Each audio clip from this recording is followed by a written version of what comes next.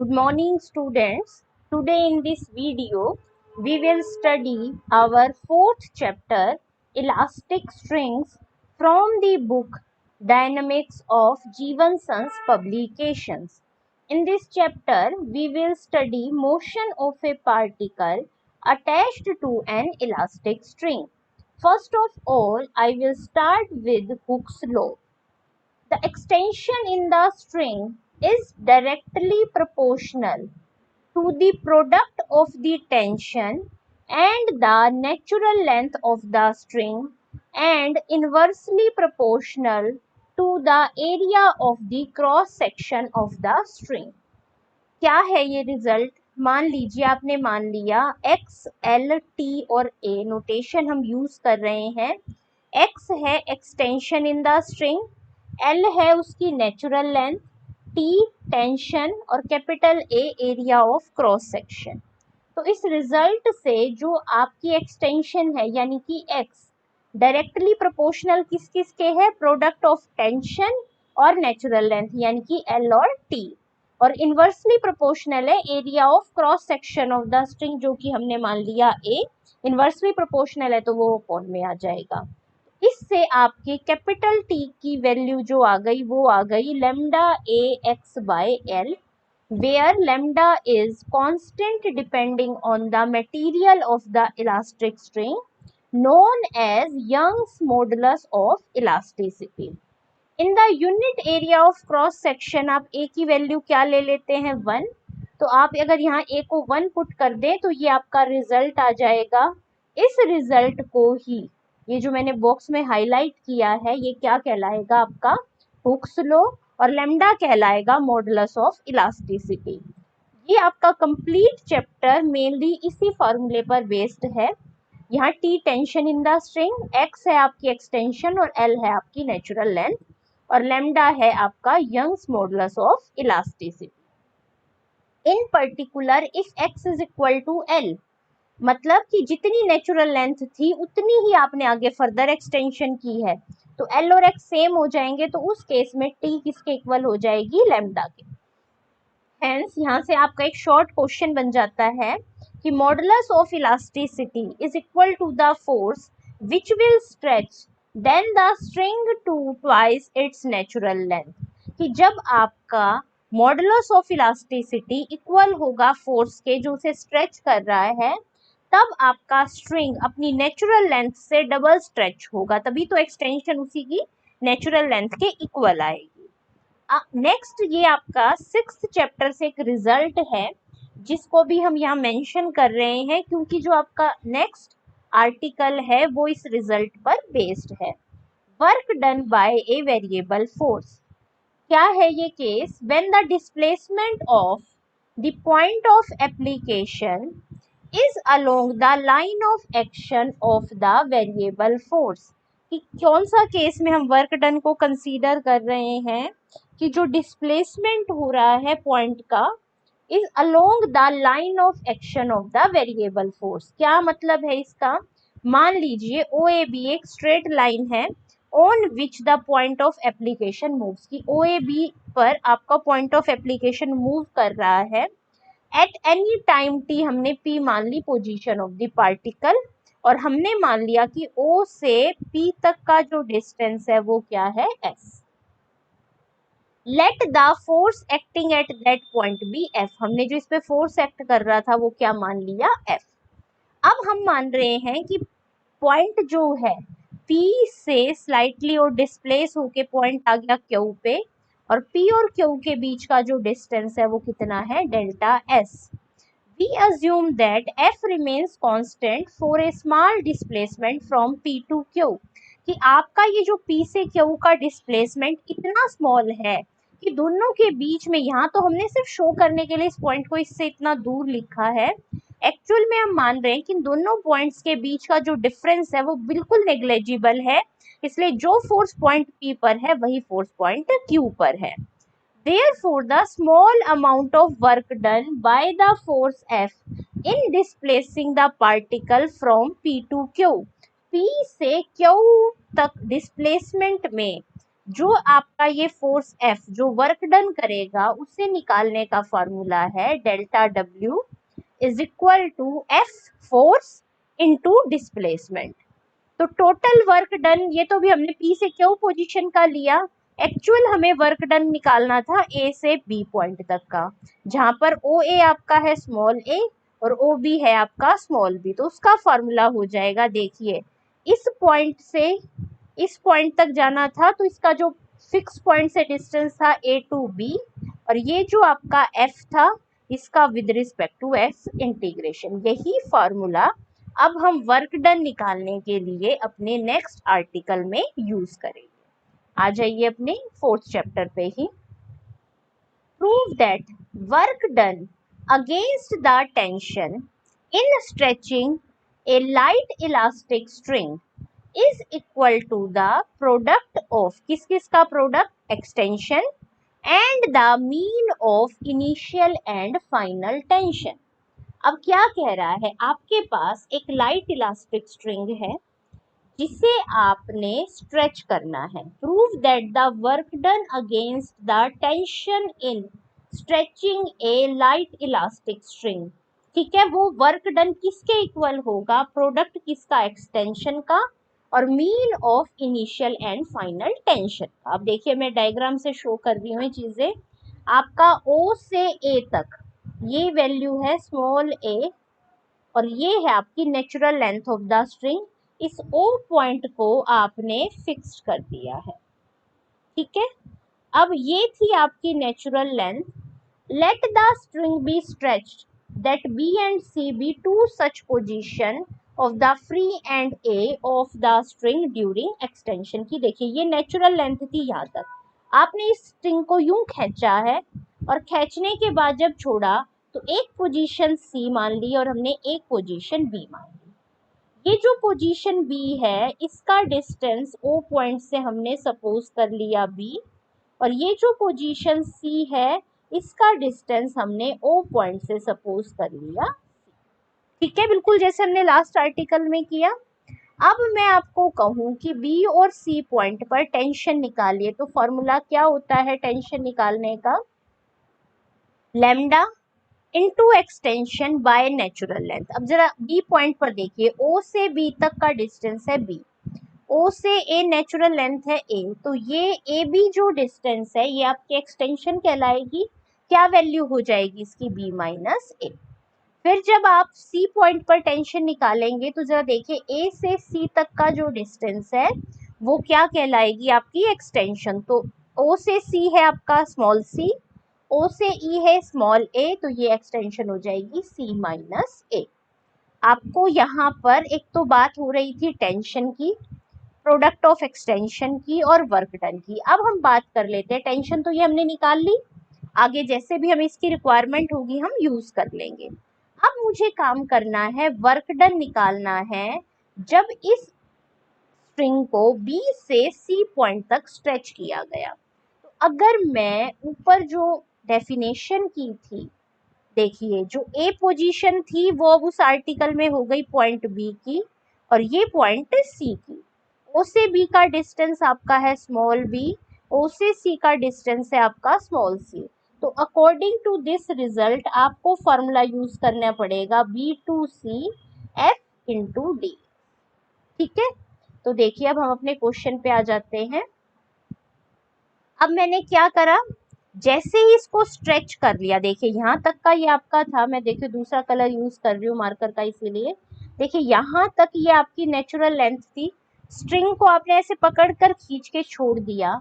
At any time t हमने क्या मान ली, पोजीशन ऑफ द पार्टिकल क्या है p, और q जो है उससे स्लाइटली नियर एक पॉइंट है जिसके दोनों के बीच का जो डिस्टेंस तो है डेल्टा x, और O से P के बीच का डिस्टेंस कितना है x। देखिए हम यही लिख रहे हैं, let P be any position of the free end of the string during this extension, suppose that the free end of the string is slightly stretched from P to Q, और PQ कितना है delta x और OP कितना है x। तो अगर OP x है, देखिए O से P x है P से Q डेल्टा x है तो O के U कितना हो गया x प्लस डेल्टा x। अब बात करते हैं P पॉइंट पर क्या टेंशन होगी, लैम्डा, एक्सटेंशन कितनी हुई x माइनस a और y में a। अब work done against stretching from P to Q, क्या करा था अभी आपने फॉर्मूला ऊपर वाले आर्टिकल में, F इंटू डेल्टा S, क्योंकि वहां OP को आपने S माना था। अब यहाँ क्या हो जाएगा F into delta x. F मतलब जो फोर्स पॉइंट P पर अप्लाई हो रहा है, P पर तो ये टेंशन वाला फोर्स अप्लाई हो रहा है, तो tension eight P into delta x, formula put कर दिया।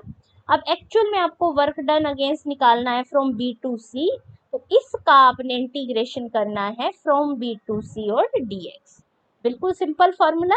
अब कैसे करेंगे आप इस इंटीग्रेशन को, सिंपल इंटीग्रेशन है, x माइनस ए का इंटीग्रेशन हो गया x माइनस ए का स्क्वायर बाय 2। लिमिट्स अप्लाई कर दी आपने। लिमिट्स अप्लाई करने के बाद ये जो स्क्वायर है इसमें ए स्क्वायर माइनस बी स्क्वायर का फॉर्मूला लगा लिया, ए माइनस बी ए प्लस बी। तो यहाँ देखिए, यहाँ आपका ए से ए कैंसिल हो गया तो बच गया सी माइनस बी। यहाँ जो ये आपका भी मैंने इसको एज इट इज रखा है, आप चाहो तो इसको ऐसे भी लिख सकते हो सी माइनस 2a प्लस बी। एक मिनट, ये ए आएगा तो ठीक कर देते हैं,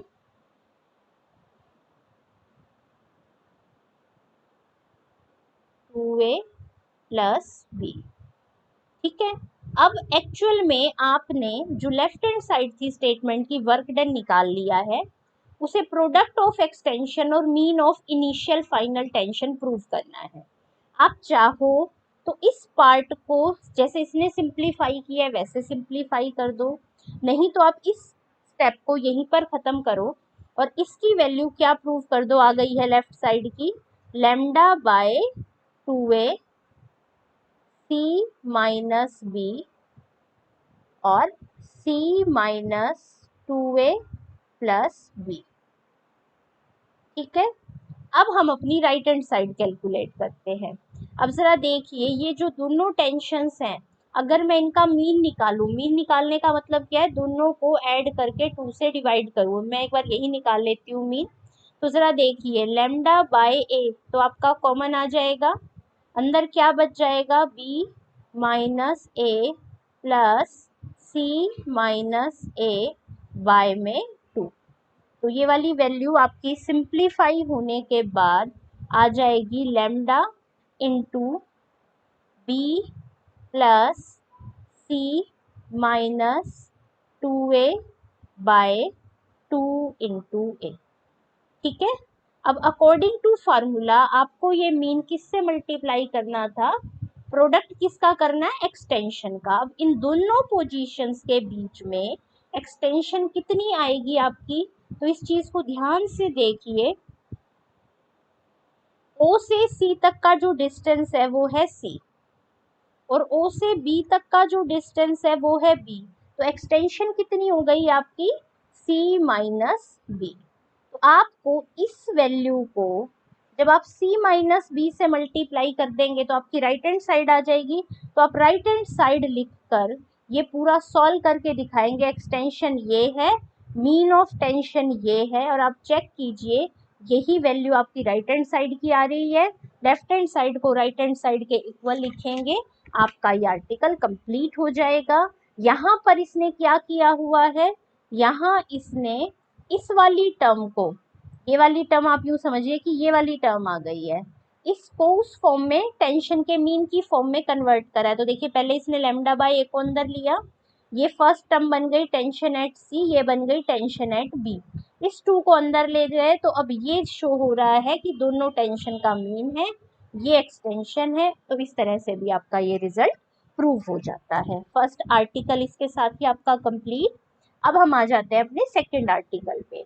N elastic string of natural length L, modulus of elasticity lambda, has one end fixed at the point O on a smooth horizontal table। ये आपके पास एक स्मूथ होरिजोनटल टेबल थी, पॉइंट O पर आपने इलास्टिक स्ट्रिंग का एक and fix कर दिया जिसकी नेचुरल लेंथ कितनी है आपके पास L। A particle of mass m is attached to the other end A।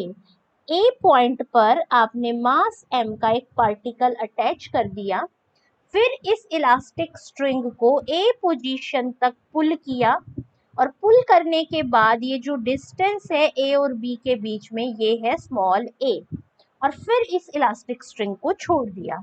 तो जो आपका ये मोशन होगा उसको आपने डिस्कस करना है। अब जरा ध्यान से देखिए, जब यहाँ से इस इलास्टिक स्ट्रिंग को खींचकर हम छोड़ देंगे, नेचुरल सी बात है कि ये आपका उस साइड भी सेम ऐसे ही मूव करेगा, इसीलिए मैंने इसकी मिरर की ए के कॉरेस्पॉन्डिंग या ए डैश आ जाएगा और बी के कॉरेस्पॉन्डिंग बी डैश आ जाएगा। अब हम डिस्कस करते हैं इस केस को। Let OA is equal to L the natural length of the string, ये आपकी नेचुरल लेंथ हो गई। String is stretched to B and released. When string is stretched, let end A be at P after times P such that AP is equal to X, कि जब B तक stretch करा और छोड़ दिया तो एट टाइम T हमने particle की पोजीशन मान ली P, सच दैट कि A और P के बीच का जो डिस्टेंस कितना है x। Let T be the tension of the string along PA। अब ये तो आपको क्लियर है कि ये एंड फिक्स है, तो टेंशन जो होगी वो अलोंग PA वर्क करेगी, और since tension is the only force causing motion, तो जो आपकी इक्वेशन ऑफ मोशन क्या होती है, इफेक्टिव फोर्स और मास इनटू एक्सेलरेशन। पार्टिकल का मास m गिवन है, acceleration d2x by dt square मैं यूज कर रही हूँ, वो इज इक्वल टू होगा माइनस टी के, क्योंकि अभी हम बात कर रहे हैं कि ए से पी तक पार्टिकल जा रहा है और जो उस पर टेंशन अप्लाई हो रही है वो डायरेक्शन है पीए में, इसलिए मैंने माइनस टी यूज करा। अब हम टेंशन का फॉर्मूला लगा रहे हैं, क्या फॉर्मूला था, tension eight point P lambda into कितनी एक्सटेंशन हो रही है ए से पी में एक्स, और नेचुरल लेंथ कितनी थी एल। आपने ये फॉर्मूला, ये दोनों टर्म्स आपने इक्वली m को मैं इधर डिवाइड में ले आई। अब इस इक्वेशन को आप अपने last chapter simple harmonic motion की कंडीशन से अगर कंपेयर करें तो जो आपकी एक्सेलरेशन है वो negative scalar multiple of x आ गई। मैंने ये जो कांस्टेंट वैल्यूज थी इसे क्या मान लिया, म्यू। तो जब आपका ये रिजल्ट प्रूव हो जाता है तो हमने सिंपल हार्मोनिक मोशन में प्रूव किया है कि जो पार्टिकल है वो किस टाइप से मूव कर रहा है, किस मोशन में है, simple harmonic motion, which shows that as long as the string remains stretched, जब तक आपकी स्ट्रिंग स्ट्रेच्ड है, the motion is simple harmonic about A. क्यों, क्योंकि अगर आपकी स्ट्रिंग का स्ट्रेच खत्म हो जाता है, यानी कि वो पॉइंट कहाँ पर पहुंच जाता है, ए पर, तो टेंशन का रोल खत्म हो जाएगा। तो इसलिए ए से बी तक particle in simple harmonic motion move कर रहा है, और ये जो डिस्टेंस है हम पॉइंट का पॉइंट ए से निकाल रहे हैं, तो ये जो पॉइंट ए है सिंपल हार्मोनिक मोशन में जो आपके सेंटर या फिक्स्ड पॉइंट होता था वैसे वर्क करेगा, और ये जो बी पॉइंट है ये आपकी पोजीशन ऑफ रेस्ट की तरह वर्क करेगा।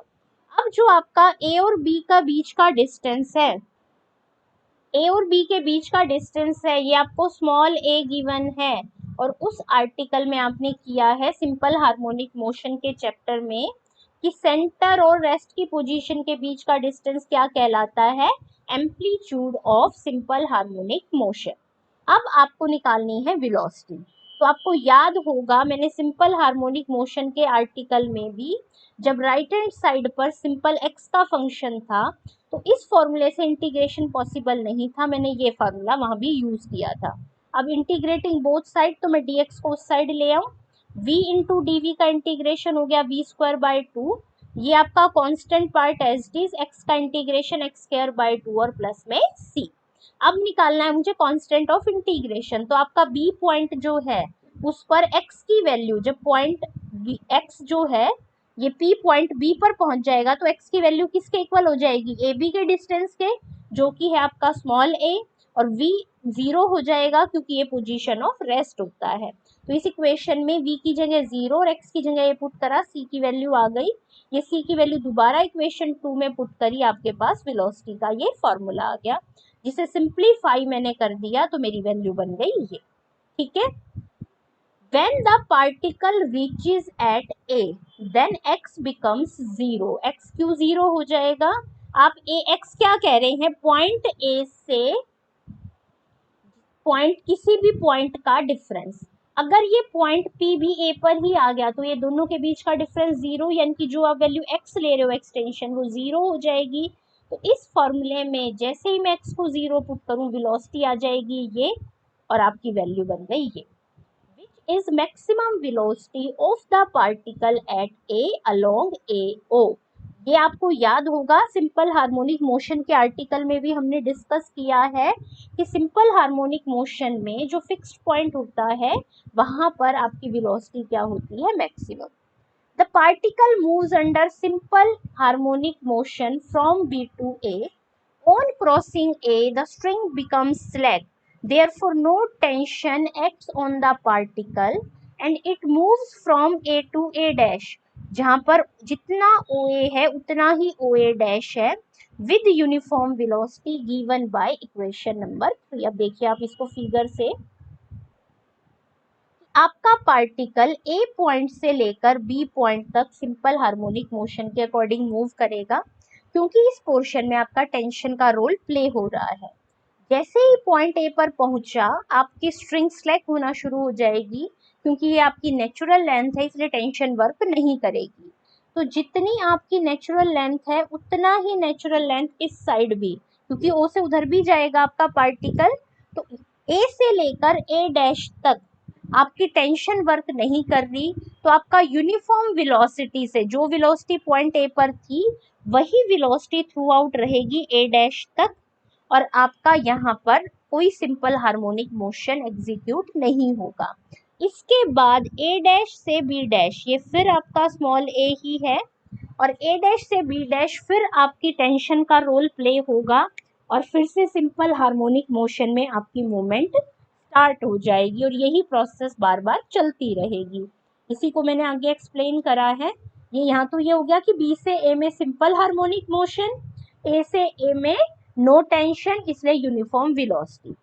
When the particle moves beyond A dash, तो स्किन में अलग फिर से स्ट्रेच आ जाएगा और पार्टिकल सिंपल हार्मोनिक मोशन के अंडर ए डैश से बी डैश मूव करेगा।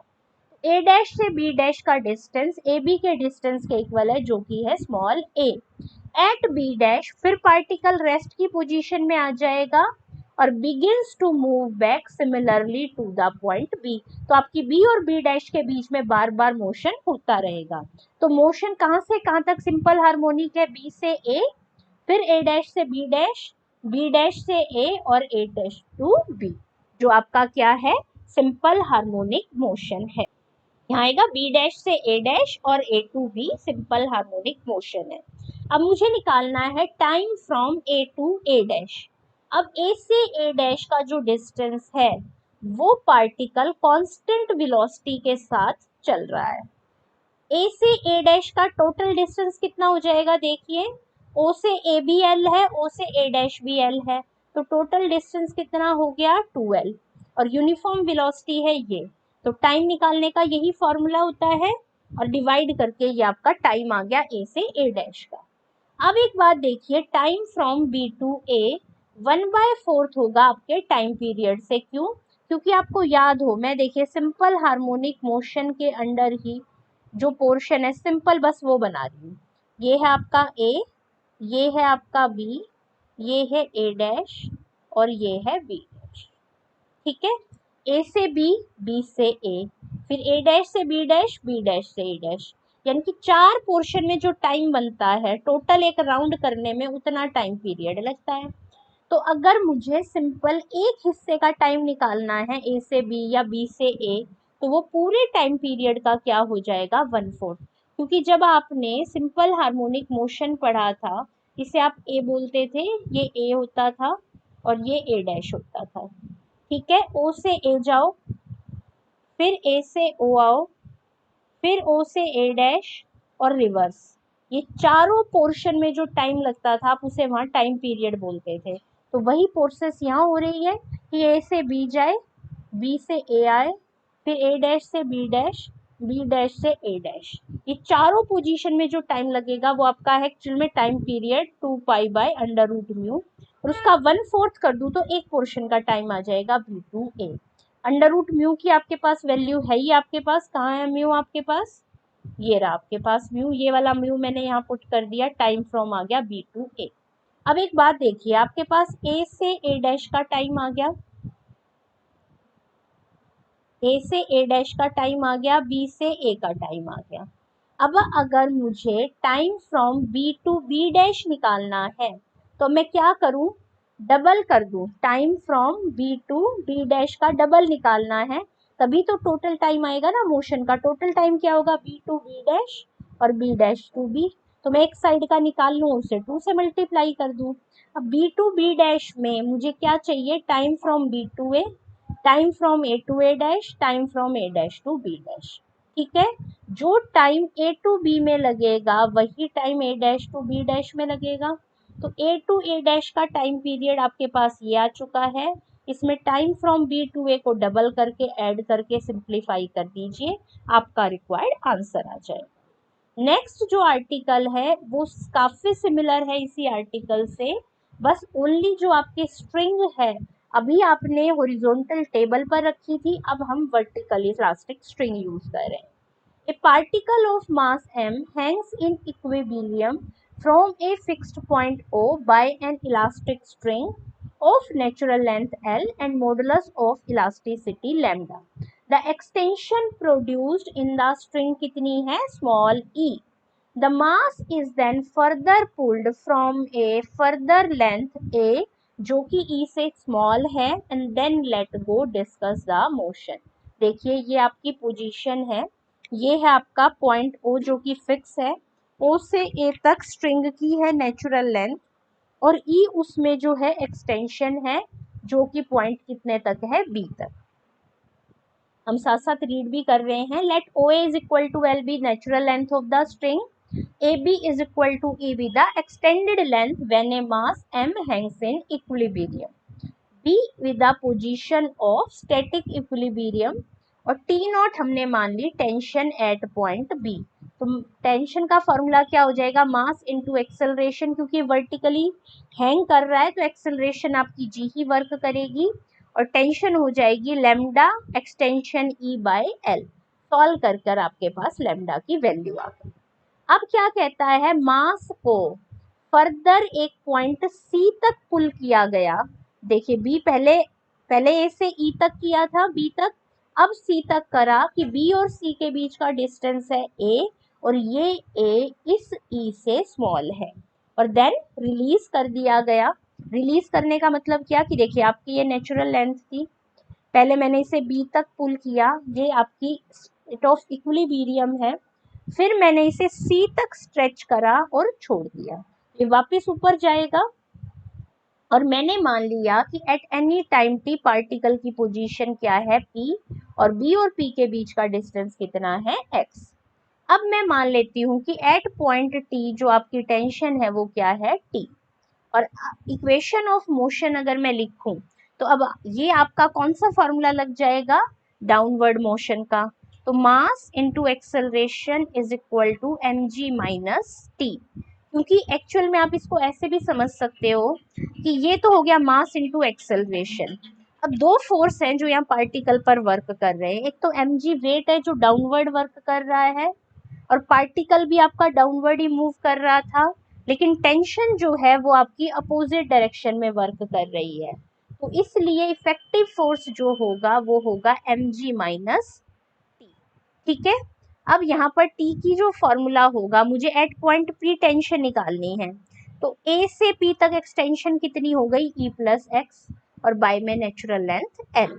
अब मैंने क्या करा, हर टर्म को सिंप्लीफाई करा, लेमडा की वैल्यू यहाँ ऊपर से पुट कर दी, जो कैंसिल हो रहा था कैंसिल करने के बाद m कैंसिल हो गया, आपकी कंडीशन आ गई है बिल्कुल लास्ट आर्टिकल की तरह, वही सिंपल हार्मोनिक मोशन जैसी कंडीशन हो गई है प्रूफ, और म्यू की वैल्यू आ गई है g by E, which shows that motion is simple harmonic motion. तो अब यहाँ से आपका जो सेंटर बन जाएगा वो क्या बन जाएगा, point B, the position of equilibrium. लेकिन जो बी से है आपका ए है, वो ई से क्या है, छोटा है। तो जो आपका देखो सिंपल हार्मोनिक मोशन में क्या होता है, सी से बियॉन्ड जा नहीं रहा आपका पार्टिकल, तो ये आपकी रेस्ट की पोजीशन हो गई, ये आपका फिक्स्ड पॉइंट हो गया। लेकिन ये जितना डिस्टेंस है उस साइड भी पार्टिकल ने उतना ही डिस्टेंस कवर करना है। क्यों? और ए से ई छोटा है, तो ई बड़ा है, मतलब आपका ई बड़ा है तो पार्टिकल ए के बियॉन्ड जाएगा ही नहीं, और ये जो स्मॉल ए आपका क्या वर्क करेगा, एज ए एम्पलीट्यूड। पीरियड निकालने का फॉर्मूला होता है 2 पाई/√म्यू, म्यू की वैल्यू पुट कर दी, और यहाँ पर आपने स्मॉल ई की वैल्यू भी यहाँ से पुट कर दी। आगे आपका ये मैक्सिमम वेलोसिटी निकालने का फॉर्मूला होगा a/√म्यू, और यहाँ पे आपने म्यू की वैल्यू पुट करी और बाद में g/e की वैल्यू से रिप्लेस कर दिया। सेकेंड जो इसका केस है उसमें सिंपल क्या चेंज करा है, अभी फर्स्ट आर्टिकल में मैंने क्या लिया था कि ये जो डिस्टेंस है फिक्स्ड और रेस्ट पोजीशन में, ये डिस्टेंस ऊपर वाले डिस्टेंस से छोटा था। अब मैं अगर ये करूं कि ये जो आपका ए है ये डिस्टेंस ग्रेटर है, तो मतलब जितना ये डिस्टेंस है पार्टिकल उतना ही ऊपर जाएगा, यानी कि ए के बियॉन्ड भी मूव करेगा। तो बाकी ये आपने आर्टिकल सेम ऊपर की तरह ही ऐसे ही रिपीट करना है। बस अब मैं क्या लिखूंगी, क्योंकि ए ग्रेटर देन ई है तो मास जब रिलीज होगा सी से, तो इसलिए वो ए से अबव भी मूव कर जाएगा। दस अबव ए स्ट्रिंग स्लैक हो जाएगी, कोई टेंशन वर्क नहीं करेगी, तो mass moves freely under gravity with acceleration -g till it comes to position of rest. Then because of weight it start moving in downward direction, और फिर किस point पर आ जाएगा, A पर, with the same velocity with which it was moving upward. फिर A point से below देखो क्या कह रहे हैं हम कि पॉइंट, ये फिक्स पॉइंट की पोजीशन थी, जितना फिक्स्ड और रेस्ट के बीच में यहाँ ए का डिस्टेंस है उतना ही इसे ऊपर भी कवर करना है।